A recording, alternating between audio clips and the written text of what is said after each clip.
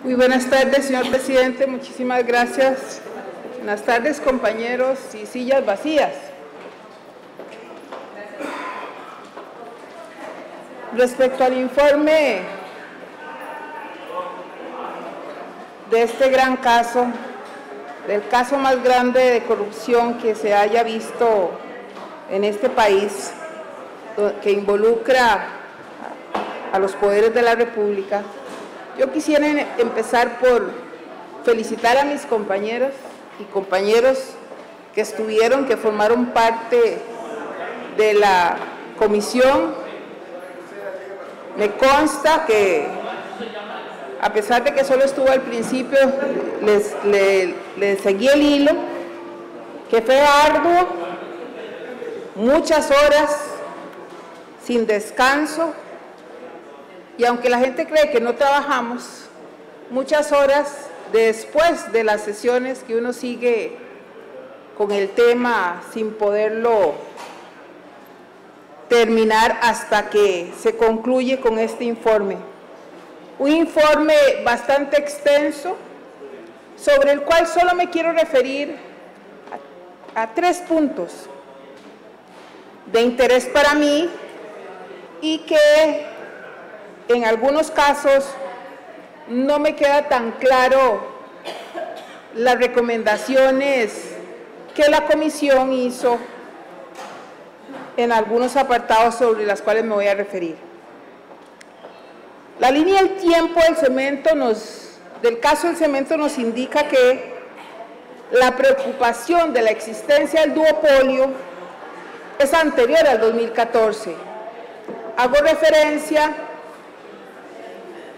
a las declaraciones del ministro Welmer Ramos, donde incluso nos trajo unas diapositivas donde nos justifica el por qué el interés por parte de él de hacer algo respecto, y del gobierno de hacer algo respecto a, ellos hablaban de equilibrar el mercado del cemento, porque desde hacía más de 40 años que solo 2 empresas manejaban y controlaban los precios, que era un tema de alto interés nacional, el bajar los precios, eliminar barreras y establecer mecanismos de verificación. Eso está bien, muy bien, porque se supone que va dirigido a los consumidores. Ya sabemos lo que impacta el cemento en la construcción de vivienda, por ejemplo, además de otras actividades. Eso estaba bien. Lo que yo pongo en duda es cuando en esa línea de tiempo me encuentro que en el 14 de octubre del 2015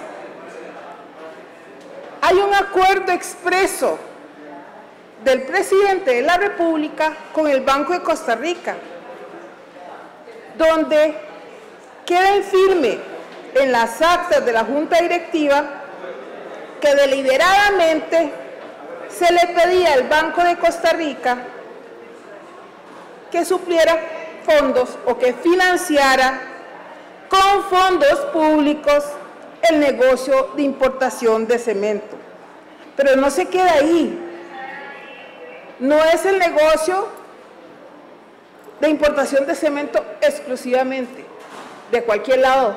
No, es el negocio de importación de cemento chino.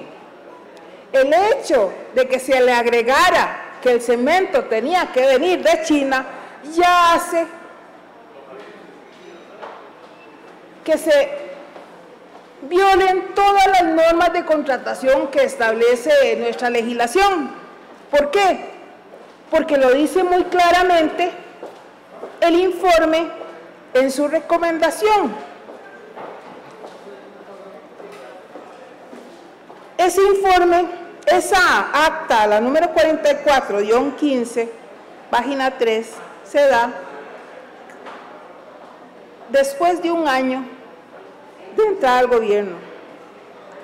y se hace público en conferencia de prensa y todo. Yo nunca había visto semejante cosa con mis 30 y resto de años en la función pública, de que un presidente dirija una directriz o una solicitud tan clara para favorecer a alguien especial.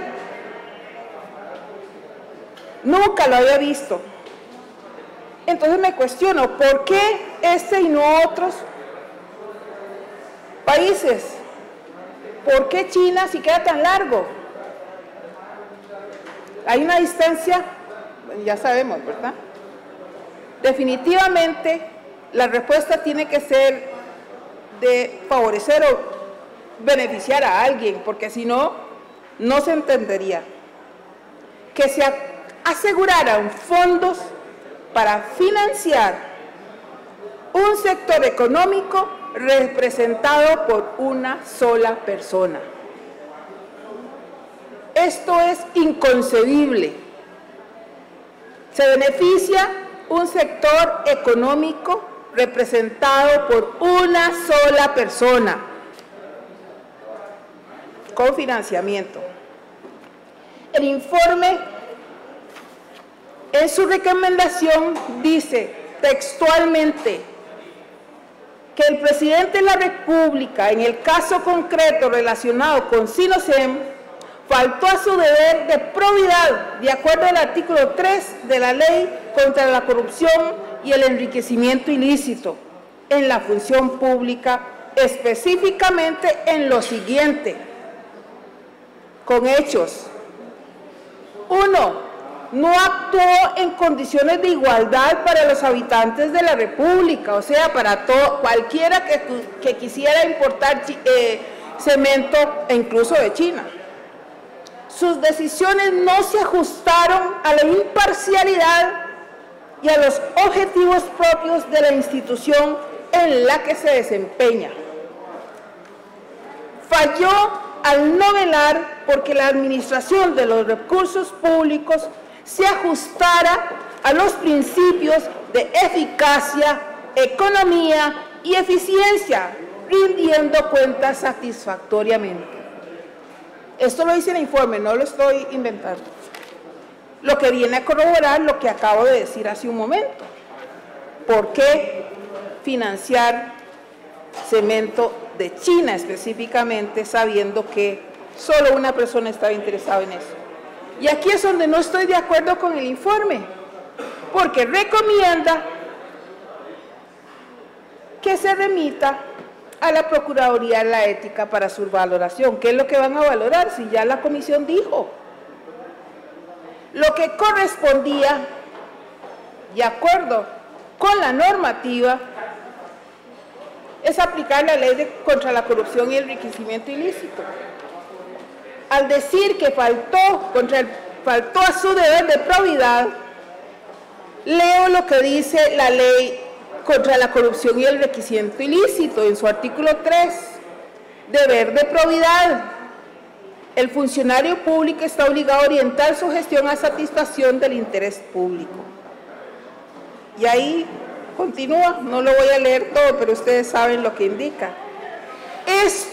Este señalamiento que se hace genera como consecuencia en la vía penal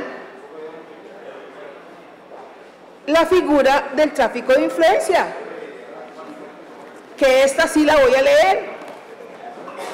Dice, será sancionado con pena de prisión de 2 a 5 años quien directamente o por interpósita persona influya en un servidor público prevaliéndose de su cargo o de cualquier otra situación derivada de su situación personal o jerárquica con este o con otro servidor público, ya sea real o simulada, para que haga, retarde u omita un nombramiento, una adjudicación, concesión, contrato, acto o resolución propios de sus funciones, de modo que genere directa o indirectamente un beneficio económico o ventaja indebidas para sí o para otro.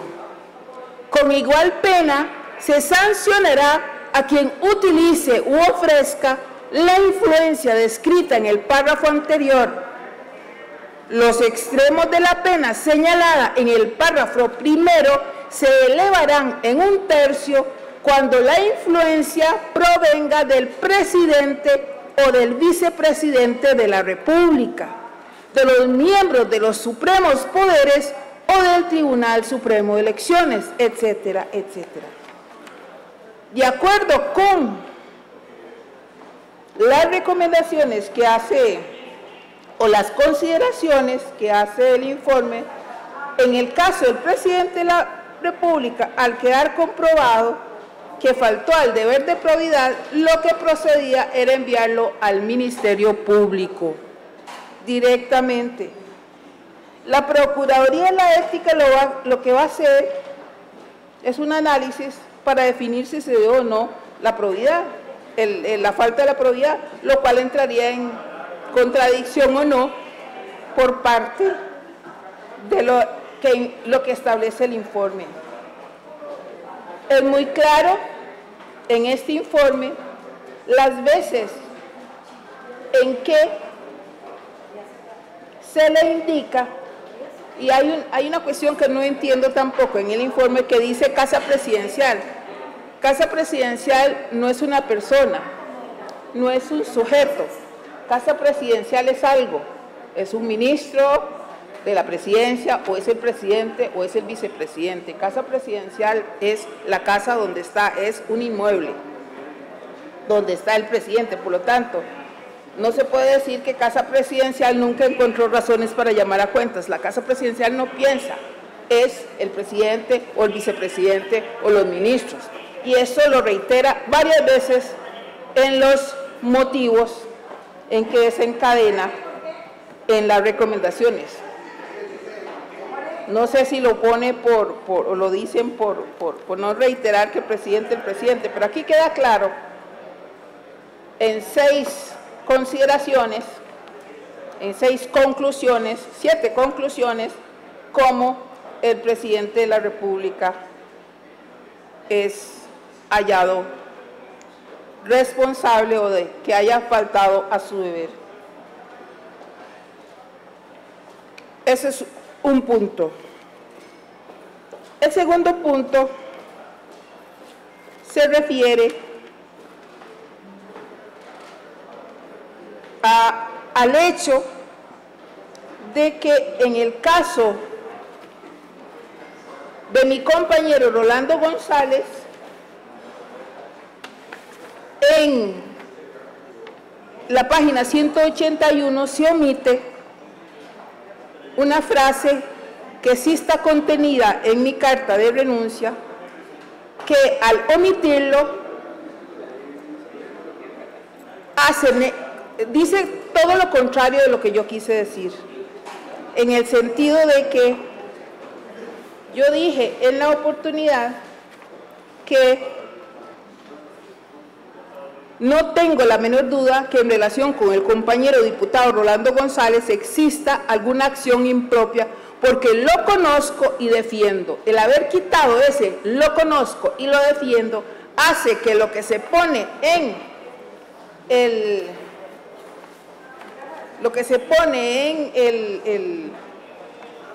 documento dice totalmente lo contrario a lo que yo quise manifestar. El tercer punto,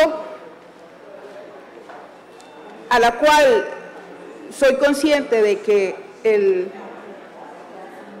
la comisión no tenía facultades, la asamblea no tiene facultades para hacerlo, pero que queda una gran interrogante, es que los hechos apuntaron a que hubo un desembolso por parte de los bancos, indebido, por supuesto, porque no cumplió con el plan de inversión, no cumplió con muchas cosas, sin embargo se le otorgó todo el dinero. La pregunta aquí es, ¿dónde está el dinero? Yo sé que la comisión no podía hacerlo, pero a mí sí me queda la duda, y yo espero que el Ministerio Público logre, con todos los indicios y los recabados, las declaraciones recabadas por esta comisión, se pueda llegar a determinar qué pasó con ese dinero. Porque quedó claro que de ese dinero para la compra del cemento solo se utilizaron 15 millones de dólares. Entonces, ¿dónde está el dinero? Es la gran pregunta que queda por responder. Fuera de esto, y la mayoría de las recomendaciones siguientes están dirigidas a que el Ministerio Público haga o termine la investigación.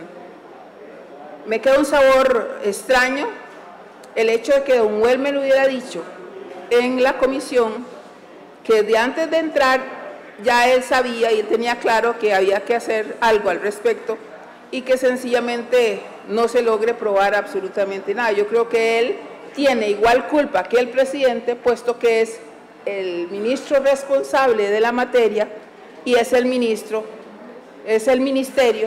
en el cual se cambiaron los reglamentos.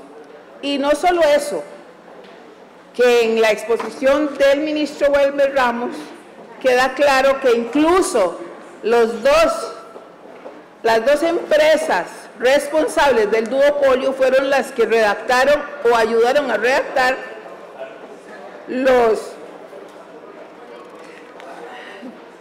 las normas técnicas para que supuestamente se levantaran las barreras del mercado. Ahí yo pongo en duda qué tan objetivos pueden ser ellos, si tienen intereses, si son las empresas precisamente que tenían el duopolio o que tienen el duopolio, porque todavía no tengo claro si ya no está. Y de cómo en la construcción del Estado costarricense que hemos tenido en las últimas décadas, cómo las personas interesadas han permeado la elaboración de normas técnicas para favorecer sus propios intereses y negocios personales. Pero aquí queda muy claro, sobre todo en la línea del tiempo que el ministro ofrece, de cómo la participación del Ministerio de Economía es claro y es puntual, es claro y debió haberse sancionado con mayor rigurosidad por la participación y por la intencionalidad que el mismo ministro manifestó en la comisión. Eso en derecho se llama el ánimus. Había un ánimus de abrir el mercado, sí, pero la forma es inconcebible, es inaceptable. La forma en que lo hizo es lo que ha generado la más grande, yo diría, estafa a la democracia costarricense, de personas que puede ser que hayan tenido buenas intenciones, pero que no tenían el conocimiento de la administración pública para tomar las decisiones correctas, en la forma correcta, y que confiaran también en los técnicos que se supone que saben. Esto lo que nos lleva es a pensar en estas elecciones en que estamos, a la que vamos dentro de un mes, la importancia de las personas que vayan a ocupar cargos, no solo en los bancos, como se ha insistido en este caso, de que los 4-3 y que las personas que lleguen ahí a tomar las decisiones. Ahí queda claro, y yo no estoy de acuerdo con lo que se dice en el sentido de que los directivos, aquí hubo un ánimos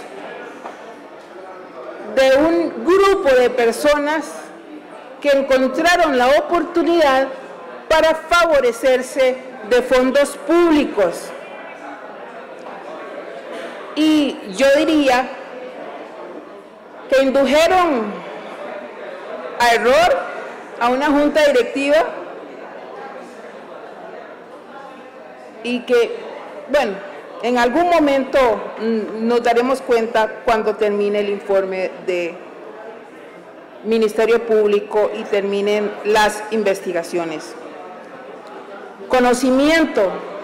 Un país no puede darse el lujo de tener a ministros, a jerarcas que no tienen la menor idea de cómo funciona la administración pública. Desde el 2014 lo vengo diciendo, no podemos ir a ver qué hacemos, a experimentar. La ciudadanía costarricense no se merece eso. Se tiene que conocer los trámites, se tiene que conocer la legislación, se tiene que conocer la responsabilidad y asumirla cuando corresponde, como no lo ha hecho este gobierno, como le ha costado al señor presidente y que ahora lo pone en una situación muy difícil, porque yo quiero ver qué va a pasar con esto, con lo que este informe dice y lo que va a decir la Procuraduría de la Ética, que tendría que contradecir lo que dice el informe para resguardar al presidente de un envío de este caso al Ministerio Público en el caso de él. De las cosas también que preocupan y que llaman la atención y que es responsabilidad de esta Asamblea Legislativa, en otro orden de cosas, es la aprobación. Ojalá que el gobierno, que la presidencia envíe el expediente 20.308. Es un expediente que se refiere a la violencia política. La violencia política, la ley contra el acoso y la violencia política contra las mujeres. Me refiero a eso porque estoy indignada. Nunca había concebido que un candidato a la presidencia se atreviera a irrespetar, a ofender a todas las mujeres de este país y sobre todo los que han obtenido cargos no solo en el Poder Judicial, sino cargos en todos los diferentes órganos del Estado e incluso en la empresa privada. ¿Por qué? Lo que este señor ha dicho es lo más grave que he podido decir. Ojo, quiero decir que fui compañera de este señor en la facultad y veo que no ha madurado y no ha cambiado. Lo que ha dicho es el resultado del machismo extremo que siempre ha experimentado o siempre ha expresado. Y yo le pregunto, al igual como lo han dicho muchas mujeres, y lo ha dicho doña Nuria, lo dijo Cristina, si él supo hace 20 años de esto no era para reírse. Si era hombre, así como para aspirar a la presidencia de la República, si tenía todas las cualidades que se dice, ¿por qué no denunció? Me imagino que se rió mucho, como es él. Para él era un chiste que atenta contra el honor de todas las mujeres. Yo me pregunto, ¿por qué no conectó la lengua con el cerebro? Así piensa y quiere ser presidente de este país. Yo espero que no reciba el voto de una sola mujer, porque estaría aceptando la afrenta que este señor ha hecho contra todas las mujeres. Yo le pido desde esta curul a todas las mujeres del Poder Judicial que se manifiesten, que digan algo, que no se queden calladas, que el que calla otorga. Yo quisiera ver un movimiento en este país como está ocurriendo en Estados Unidos, porque algunas mujeres se han atrevido a salir y decir lo que está ocurriendo. Aquí todavía no veo ese apoyo hacia las mujeres que han salido valientemente a acusar a sus acosadores. No olvidemos el caso del banco, de la superintendencia, que pareciera como que todo el mundo se le olvidó cuando la sala obligó a la superintendencia a crear el reglamento, cuando los directivos de esa superintendencia sancionó al superintendente, lo sancionó levemente, como muy a lo costarricense, ¿verdad? Muy a lo tapando, muy a lo que, tratando de cubrir la triste realidad de lo que es el ejercicio del poder y la violencia que ejercen algunos hombres sobre las mujeres que trabajan con ellos, ojalá en puestos mucho menores y que las cuales requieren para darle sustento a sus familias. Yo quiero ver cuándo en Costa Rica vamos a apoyar a las mujeres que han sido violadas, acosadas e incluso pensando en el acoso callejero, que es la manifestación más oprobiosa de esa testosterona que muchos no saben qué hacer con ella y que lo utilizan para humillar, para mancillar el honor de muchas mujeres, las cuales se quedan calladas, muchas con miedo a qué dirá la gente, e incluso muchas mujeres que también entran a conestar ese tipo de actitudes y a reírse. Yo me leí las cosas que se ha dicho o que han dicho algunos hombres, pocas mujeres en contra, la gran mayoría a favor, aplaudiendo el apoyo que se está dando y sobre todo condenando semejante atrocidad que un candidato a la presidencia se ha atrevido a decir públicamente, y me imagino que a reírse después, porque esa es la clase de persona que estamos hablando, y todavía que se atreva a querer ser presidente de la República. Yo espero y siento que la sociedad costarricense está madurando. La sociedad costarricense va hacia el reconocimiento de los derechos. No en vano el fallo de la Corte Internacional de Justicia, que me entero el día de hoy, no lo he podido leer, donde se reconocen los derechos de grupos desprotegidos en la legislación nuestra, y donde queramos o no, ya sé que no vamos a ser nosotros, porque el tema no va a estar en agenda, pero yo espero que en el futuro ese tema llegue y esté en agenda y que se tomen decisiones para respetar los derechos. Conste, yo no estoy de acuerdo en este momento, pero no quiere decir que dentro de 20 años no esté de acuerdo.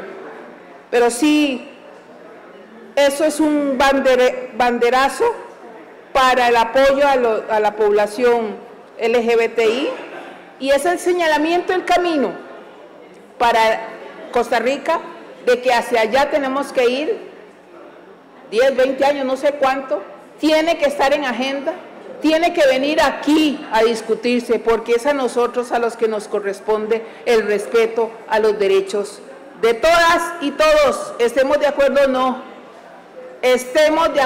o no, pero aquí debe discutirse, y no puede ser que haya un tema que no podamos traer aquí a discutir, ni siquiera ponerlo en agenda. Muchas gracias. Creo que me quedan 4 segundos. Muchas gracias, señor presidente.